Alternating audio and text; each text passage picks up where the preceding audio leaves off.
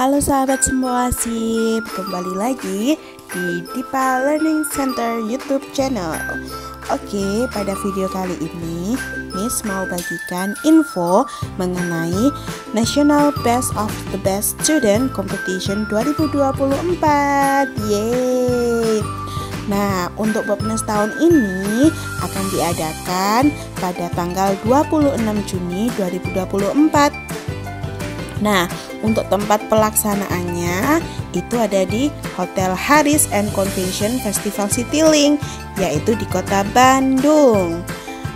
Nah, untuk Popnas tahun ini bisa diikuti dari semua level loh, mulai dari junior sampai dengan alumni.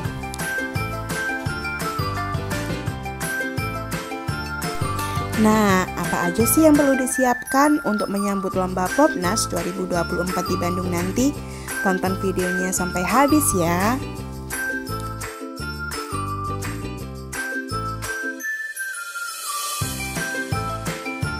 Halo adik-adik, ini adalah tips bagi kamu yang ingin mempersiapkan diri menuju Popnas 2024. Tips pertama adalah yuk kita persiapkan seluruh perlengkapan yang ingin kita pakai untuk latihan berlomba. Seluruh perlengkapannya adalah sebagai berikut. 1. Tempoa.